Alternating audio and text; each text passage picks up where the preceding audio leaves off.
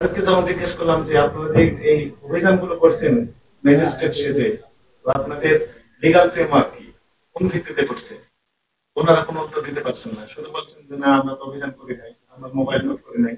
আমরা যখন দেখেন দেখেন তো আপনাদের এই যে জরিমানা আদায়ের যে রিসিপ্টটা দিয়েছেন বিভিন্ন প্রতিষ্ঠানে জরিমানা আদায় করার পর, এগুলো আপনাদের কিনা। ওনারা তখন বলছেন যে এইগুলো আমাদের নয়, আপনাদের নয়, কিন্তু দেখেন তো এই প্রতিষ্ঠান আপনার কিনা, প্রতিষ্ঠান তাদের, এবং তারা বিভিন্ন জেলায় কমিটি তৈরি করে দিয়েছে, এবং পঞ্চগড় জেলার যে রিসিপ্ট আমরা তাদেরকে দেখালাম, এবং এই যিনারা জরিমানা আদায় করেছেন তাদের নিয়োগকৃত ব্যক্তিরাই মূলত এই কাজগুলো করেছেন। স্পষ্ট ওনারা জানালেন যে তারা এই কাজগুলো পরিচালনা করছেন, তারা তাদের নিয়োগকৃত।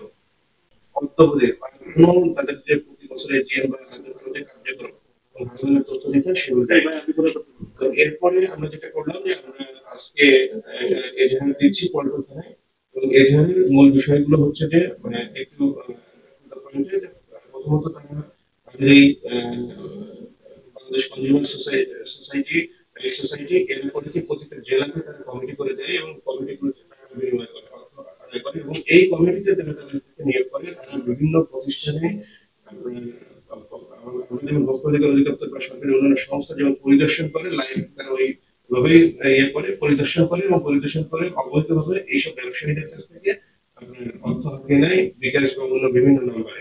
এছাড়াও আমরা যেটা দেখছি আমাদের দৃষ্টিগোচর হয়েছে যে তারা নিজস্ব একটা জরিমানা রসিদ বই বানিয়েছে, যেমন আমাদের এক্সিকিউটিভ ম্যাজিস্ট্রেট বা আমাদের ভোক্তা অধিদপ্তর যেমন জরিমানা রসিদ বই ব্যবহার করে, সেরকম তারাও একটা জরিমানা রসিদ বই তৈরি করেছে এবং জরিমানা করছে।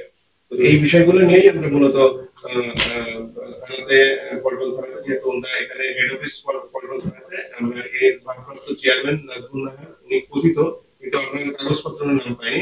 এছাড়া ওখানে আরেকজন আছেন, উনি আইটি একবার নিজেকে পরিচালক পরিচয় দিচ্ছেন, একবার আইটি ইনচার্জ বলছেন, ওনার নাম শাহজালাল ফারুক, এবং আরো দুইজন মানবাধিকার কর্মী পরিচয় দিচ্ছেন, এবং ওনাকে স্বেচ্ছাসেবী।